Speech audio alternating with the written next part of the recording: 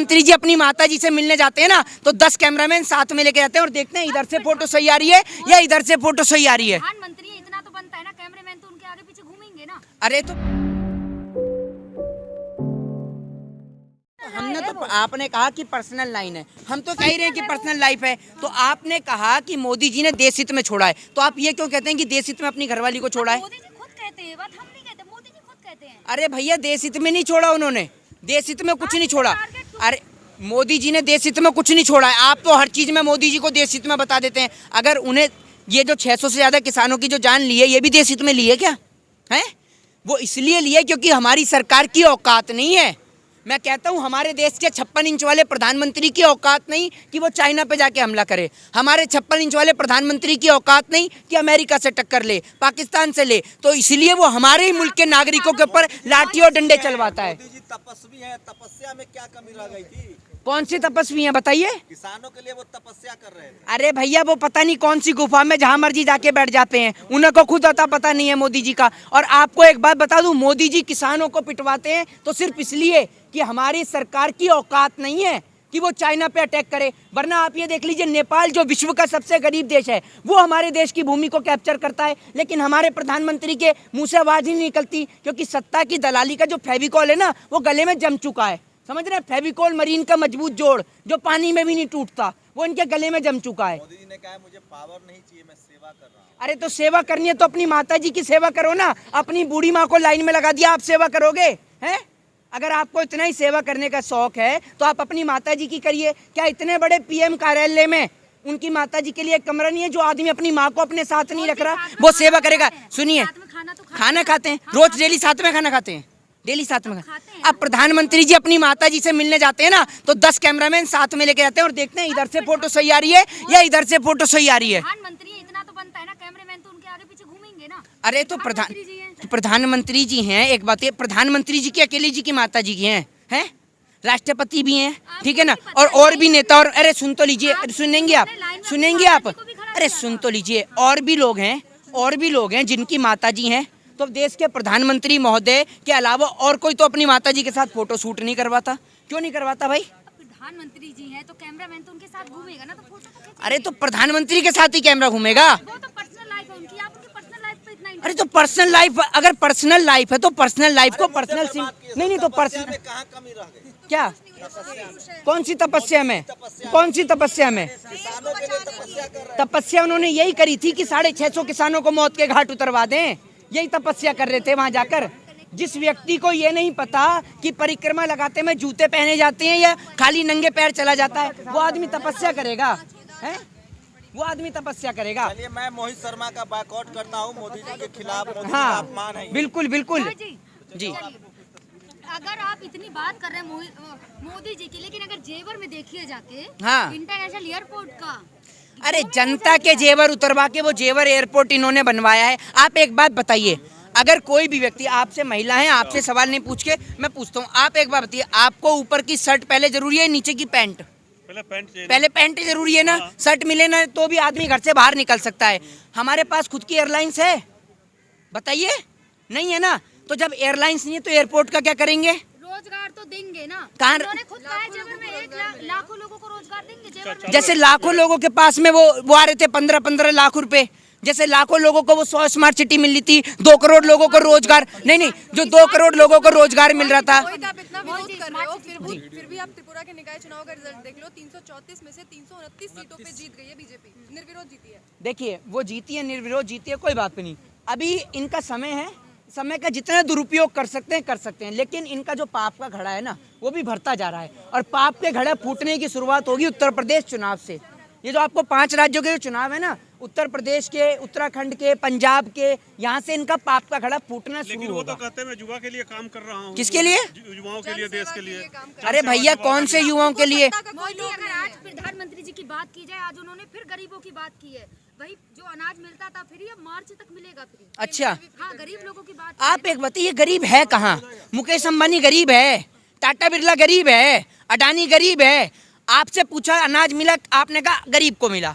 फिर एक middle class आदमी से पूछा, उसने कहा गरीब को मिला। ये गरीब है कहाँ? रहता कहाँ ये गरीब? आयोग की रिपोर्ट पे उत्तर प्रदेश तीसरे नंबर पे आ रहा है गरीबी में। अरे भैया नीति आयोग की रिपोर्ट हो या किसी की भी हो, आपने तो कहा कि गरीब को राशन मिल रहा है। आप बताइए ना ये गरीब है कहाँ, रहता कहाँ है ये गरीब? उत्तर प्रदेश में 9 करोड़ गरीब है। अभी आप ऊपर चले जाइए, आप यहाँ खड़ी है ना, आप ऊपर चले जाइए, जो इस आप आंदोलन की बात करती है ना, ये आंदोलन जिस दिन खत्म होगा ना, और जितने आपने माइक लगा रखे हैं सब लोगों से गुजारिश है कि यहाँ पर रहने वाले लोगों का आप एक सर्वे करके पता करिएगा। यहाँ पर लाखों लोग खाना खाते हैं। जो काम सरकार का होना चाहिए पेट भरने का, वो पेट भरने का जिम्मा यहाँ देश के किसानों ने लिया है। लेकिन अगर कंगना रनावत को देखा जाए, वो हमेशा देश आपने कंगना रनावत की फ्रेंचाइजी ले रखी है। कंगना रनावत गवर्नर हैं, मजिस्ट्रेट हैं, क्या हैं वो? महिला है वो। तो महिलाएं तो अकेली कंगना रनावत महिलाएं हैं, और कोई महिला नहीं है देश में। देश में पहली महिला पैदा हुई है कंगना रनावत, और कोई महिला नहीं है। मूवी दी है आप, हैं? मूवी नहीं देखी कंगना रनावत की? आप मूवी नहीं देखते कंगना? जितना आदमी कपड़े नहीं बदलता उससे ज्यादा तो ये लोग आदमी बदल देते हैं। आप देखिए हिट हो चाहे सुपर हिट हो, हैं? कहना क्या चाहते हैं? अरे जो मैं कहना चाहता हूँ वो पूरा देश समझ गया, आप नहीं समझेंगे क्योंकि आप मोदी जी के कानों से सुनते हैं। आप भी बाबा रामदेव के वो 2.25 आंख वाला रामदेव है ना, उसकी जो कान में डालने की दवा वो अपने कान में डालिए, ठीक है ना, फिर आपको ठीक लगेगा। बाबा रामदेव भी तो नजर नहीं आ रहे ना आजकल कहीं। उनकी आंख में डालने की दवा खत्म हो गई होगी, जो आंख में डालने की आई ड्रॉप है, वो आप जाल के लेके आइए, बुलाकर उन्हें अभी देंगे फिर ऊट पुटांग बयान कोई ना कोई, और आप उनको लैम्पलाइट में लेके आइएगा। हाँ, कितनी तो बात करते स्वदेशी को अपनाइए, और आप बात कर रहे हैं। आप स्वदेशी को अपनाती हैं? आप अपनाती हैं स्वदेशी को? आप अपनाते हैं? अरे मेरी बात आप बताइए ना। आपने उनकी बताई ना, आपने स्वदेशी को अपनाती है। आप तो मोदी जी की चाटुकारिता करती हैं, आप अपनाती हैं स्वदेशी को? हम पतंजलि यूज करते हैं। कौन? आप स्वदेशी को अपनाती हैं? हाँ। ये माइक कौन सी कंपनी का है बताइए? अरे बोलिए ना, मोबाइल बताओ। बताइए। ये मोबाइल स्वदेशी है आपका? है लेकिन प्रोडक्ट तो यूज करते हैं ना पतंजलि के। कौन सा? तो मतलब पतंजलि का आप प्रोडक्ट यूज कर रहे हैं तो आप स्वदेशी हो गए। कहते हैं ना अब बाबा पतंजलि से तो बाबा रामदेव की जेब में पैसा आ रहा है। अगर आपको स्वदेशी यूज ही करना है तो आप देश के किसान से डायरेक्ट खरीदिए अनाज, क्यों नहीं खरीदते? आपने अभी कभी आपने अपना ये मार्ट को छोड़कर मॉल को सुनिए, अरे सुन तो लीजिए, सरकार जो कानून बना रही थी उसमें अरे तो ये सुन था, तो डायरेक्ट लीजिए, खरीदिए। मेरे कहने का मतलब आप सुनेंगी। डायरेक्ट का मतलब ये नहीं है कि किसान, आपको पता है किसान का गेहूं कितने रुपए किलो बिकता है? पता है आपको? टमाटर कितने रुपए किलो बिकता है? आपको आलू जो है वो फ्रेश आलू जो है वो जहाँ से आप मार्ट से खरीदती हैं, ठीक है ना, मार्ट में आपको आलू मिलेगा 20 रुपए किलो, 30 रुपए किलो, 50 रुपए किलो। इस किसान को आलू 2 रुपए किलो ही खरीदा जाता है, कभी इससे ऊपर नहीं खरीदा जाता। यही कारण है कि इसको आत्महत्या करनी पड़ती है। और आपको एक बात बता दूं, नरेंद्र मोदी अगर सत्ता में है तो उसका सबसे बड़ा कारण पता है क्या है? उसका सबसे बड़ा कारण है ये जो आपके लगे हुए चाटुकारिता के माइक है ना, ये सबसे बड़ा कारण है। चलिए लास्ट सवाल पूछती हूँ। मोदी जी भी नहीं जानते होंगे कि उनके इतने फायदे, लेकिन जितने आप गिना देती हैं। लास्ट सवाल पूछती हूँ, सत्ता में 2022 के चुनाव में कौन सी पार्टी आ सकती है? आप इतना विरोध करते हैं। आपको तो तकलीफ हो जाएगी, मैंने मना कर दिया कि मोदी जी तो आएंगे नहीं। आपको दर्द हो गया होगा जिस तरीके से एक पिता के सामने उसके बेटे की बुराई कर दी जाए ना, या बेटे के सामने उसके पिता की बुराई कर दी जाए तो बेटे को तकलीफ हो जाती है। ठीक उसी प्रकार देश के चाटुकार पत्रकारों के सामने अगर नरेंद्र मोदी जी की बुराई कर दी जाए या सत्ता से सवाल कर लिए जाएं तो पत्रकारों को इतनी तकलीफ और मिर्ची हो जाती है, पता नहीं क्या पेपर लीक पे बताओ, पेपर लीक पे, गलतियां तो नहीं हो सकती। पेपर लीक पे बताओ। 4 कमियां हैं, 4 अच्छाइयां भी होंगी। अगर हम अच्छाइयां गिनवा देते तो आपको क्यों? आप एक बार आप अच्छाइयाँ ही गिनाइए। आज आप इधर आ जाइए, आप थोड़ा सा चाचा इधर आ जाइए, आप आ जाइए, आप अच्छाइयाँ गिनाइए सामने, आप 4 अच्छाइयाँ गिनाइए, गिनाइए 4 मैं अच्छाइयाँ। वही आपसे सवाल कर रही थी कि अरे आप मेरे से 9 करोड़ सुनिए, 9 करोड़ उत्तर प्रदेश में गरीब है नीति आयोग की रिपोर्ट के मुताबिक, लेकिन 15 करोड़ गरीबों को मोदी जी राशन, योगी जी राशन दे रहे हैं। ये कहाँ से आ रहा है ये आपके पास आंकड़ा? नीति आयोग ने दिया है। नहीं, आप एक बात मुझे बताइए, नीति आयोग को चलाता कौन है? प्रधानमंत्री, हैं? प्रधानमंत्री की देश की गवर्नमेंट चलाती है ना। गवर्नमेंट किसकी है इस टाइम पे? मोदी जी की। मोदी जी की। तो एक बात आप मुझे बताइए, आप इस चैनल में काम करती हैं, आपके चैनल का नाम है बहुजन टीवी। आप बताएंगी कि आपके चैनल की क्या खामियां हैं? बताएंगी आप किसी को? नहीं बताएंगी ना, क्योंकि अगर आप बताएंगी तो आपको बाहर कर दिया जाएगा। सुनिए, यही आज देश की स्थिति है। यही आज देश की स्थिति है कि सब कुछ पॉलिश करके आपको दिखाया जाता है कि सब कुछ देश में अच्छा है, जबकि कुछ भी अच्छा नहीं है। जो देश की सरकार एक पेपर लीक को नहीं संभाल सकती, जो देश की सरकार एक पेपर नहीं संभाल सकती, वो देश की सरकार देश को संभालेगी? नहीं, अरे भाई आपने अरेस्ट करके क्या कर लिया? वो बच्चे जो रेलवे स्टेशन के बाहर सो रहे थे, जिन्होंने एग्जाम दिया, पेपर दिया, उनके लिए आप क्या कहेंगे? बताइए, उनका क्या हुआ? राजस्थान में भी शिक्षक भर्ती के लिए लोग बैठे हुए हैं सड़कों पे, रात रात बिल्कुल। बाहर सो रहे हैं। अरे भाई तो आप किसी की भी सरकार हो, राजस्थान की हो, छत्तीसगढ़ की हो, पंजाब की हो, या कहीं की भी सरकार हो, सत्ता से सवाल होने चाहिए भाई। अगर सत्ता से सवाल नहीं होंगे तो इस देश का नौजवान तो बिना नौकरी के लिए, अब प्रधानमंत्री जी की खुद की डिग्री का तो पता नहीं है, तो मुझे लगता है नौजवानों को भी डिग्री नहीं लेने देंगे वो। हाँ रोहित शर्मा जी, किसान आंदोलन का जो कृषि कानून वापस हो गया है, जी, तो क्या लगता है यूपी मिशन खत्म हो गया पूरी तरह से? देखिए यूपी मिशन यहाँ पर खत्म नहीं होगा। देश के किसान के ऊपर जो अवैध मुकदमे जो दर्ज किए गए थे, वो मुकदमे जब तक वापस नहीं होंगे, जो किसानों को जो शहीद का दर्जा नहीं मिलेगा, उन्हें मुआवजा नहीं मिलेगा, कोई किसान अपना घर छोड़ के यहाँ से जाने वाला नहीं है। ये इनका घर है किसान का, और यहाँ पर न जाने कितने लोग अपना पेट भरने का यहाँ काम करते हैं। और ये आंदोलन जब तक खत्म नहीं होगा, जब तक एमएसपी की गारंटी भी नहीं होगी। जय हिंद, जय भारत, वंदे मातरम। लेकिन एक मिनट, ओए, पागल है, चिल्ला रही है। लेकिन ये कहा जा रहा है ना कि जो है ये तमाम सर्वे आ रहे हैं जिसमें बताया जा रहा है कि अब तो कृषि कानून वापसी के बाद योगी जी जीत रहे हैं। देखिए ये सर्वे सुनिए, ये सर्वे ठीक उस प्रकार के सर्वे हैं जो सर्वे बता रहे थे कि बिहार के अंदर महागठबंधन की सरकार बन रही है और नरेंद्र मोदी जी हार रहे हैं। ये वही सर्वे है जो बंगाल के अंदर भारतीय जनता पार्टी की सरकार बना रहा था। जब जब जहां जहां सर्वे वालों ने कहा है कि नरेंद्र मोदी जी की सरकार बनेगी, तब तक सरकार नहीं बनी है, और जब जब इन्होंने कहा है कि सरकार नहीं बनेगी, तब तब सरकार बनी। आप देख लीजिए। तो मैं सर्वे पे तो विश्वास करता नहीं हूँ, क्योंकि सर्वे तो ये है कि भैया सर्वे वाले तो मेरे पास भी बहुत सारे हैं, सर्वे वाले को पैसे दीजिए, वो आपके पक्ष में दिखाएगा, उसमें क्या दिक्कत है। बहुत सारी प्राइवेट कंपनियां हैं जो सर्वे करती हैं, और सरकारी आंकड़ा तो कभी गलत बताएगा नहीं आपको, क्योंकि सरकारी आंकड़ा अगर गलत बता देगा तो सरकार जो बैठी है वो उसको बाहर ही कर देगी, उसका सर्वे इकट्ठे ही निकाल देगी। अभी आपने देखा ना कितने सारे लोग बेरोजगार हो रहे हैं, तो उसमें सर्वे वाले भी बेरोजगार हो जाएंगे अगर नरेंद्र मोदी जी के अगेंस्ट दिखाएंगे तो। सुप्रीम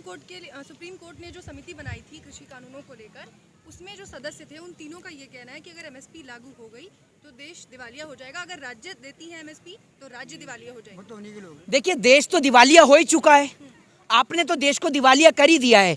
अगर हमारे देश से, हमारे देश की गरीब जनता का लाखों करोड़ों रुपया, खरबों रुपया दारू में कर विजय माल्या लेके भग जाए, नीरव मोदी लेके भग जाए खरबों की संख्या में, तब देश दिवालिया घोषित नहीं होता। एक बात, सीधा सवाल का सीधा जवाब, क्या तब देश दिवालिया घोषित नहीं होता? तो अगर किसान को एमएसपी की गारंटी मिल जाएगी तो देश को क्या तकलीफ हो जाएगी बताइए। मतलब करोड़ों रुपए का नया पार्लियामेंट बन सकता है, करोड़ों रुपया, खरबों रुपया भगोड़े भग सकते हैं लेकर, लेकिन किसान के हित में अगर कोई फैसला हो जाए तो सबके दिलों में तकलीफें शुरू हो जाती हैं। क्यों भाई? नहीं तो कल प्रधानमंत्री ने मन की बात में कहा ना कि 70 से 80 यूनिकॉर्न कंपनियां बनी है भारत में, रिकॉर्ड है। इससे पहले उन 70 से 80 कंपनियों में यूनिकॉर्न कंपनियां जो हैं वो पीएम केयर फंड में चंदा देती होंगी, तभी प्रधानमंत्री जी उनका एडवर्टाइजमेंट कर रहे हैं। वरना पीएम केयर फंड को सार्वजनिक करिए, दिखाइए कौन कौन उसमें चंदा देता है, पता चलना चाहिए। रखिए आप अपने पास पैसा, लेकिन उसका हिसाब किताब तो दीजिए। आप अगर भले ही आप कोई कंपनी बनाइए और आप उसका पैसा पीएम केयर फंड में डालिए, अगर आपकी कंपनी गलत भी होगी तो सरकार की नज़र में अच्छी होगी, क्योंकि आप पीएम केयर फंड में चंदा दे रही हैं। आप अडानी अंबानी को टारगेट करते रहते हैं। अडानी दिन पे दिन ग्रोथ कर रहे हैं, नंबर 1 पे पहुंच गए हैं। तो हमें क्या करना है? हमें तो इस किसान के ऊपर बात करनी है ना। इस देश के गरीब ने क्या पाया? अगर ये आंदोलन खत्म भी हो जाएगा तो किसान यहाँ से क्या लेके जाएगा? किसान यहाँ से शहादत, नहीं, किसान यहाँ से शहादत लेके गया है, और किसान चाहता है कि वो अपना जो बकाया, जो कर्जा है वो माफ़ हो, किसान के ऊपर जो अवैध मुकदमे हैं वो माफ़ हो, जिन्हों को अवैध रूप से बंद किया गया उनको छोड़ा जाए, जिन्हों को बेफिजूल में जो बंद किया गया था, मुकदमे लगाए गए थे, या फिर जिनको संपत्ति को जब्त कर लिया गया उनकी संपत्ति को छोड़ा जाए। जो भी किसानों की जो तकलीफ है उनको मांग को पूरा किया जाए, क्योंकि वरना किसान यहाँ से कुछ पाकर नहीं गया, लेकिन खो के बहुत कुछ किया है। कोई अपना पिता खो गया, कोई अपना बेटा खो गया, कोई अपना भाई खो गया। आखिरी सवाल, त्रिपुरा में इतनी हिंसा हुई, जी, आगजनी हुई, मस्जिदों को जलाया गया, सांप्रदायिकता को भड़काया गया, जी, लेकिन उसके बाद भी बीजेपी जीत गई है। बीजेपी ने जो लोगों को धर्म की अफीम चटा रखी है, वो धर्म की अफीम का नशा लोगों के दिमाग से तब उतरेगा जब लोग देश की हकीकत को समझेंगे। जिस दिन भारतीय जनता पार्टी इस देश की सत्ता की कुर्सी से जाएगी, तब लोगों को पता चलेगा कि आज देश किस स्थिति से जूझ रहा है। तो लोगों से निवेदन है कि लोगों को समझना चाहिए और अपने बच्चों के बेहतर फ्यूचर के लिए, भविष्य के लिए ऐसी सरकार को वोट नहीं देना चाहिए। जय हिंद, जय भारत, वंदे मातरम। खबरों में बने रहने के लिए फोरम 4 को सब्सक्राइब करें और नोटिफिकेशन पाने के लिए बेल आइकन दबाएं।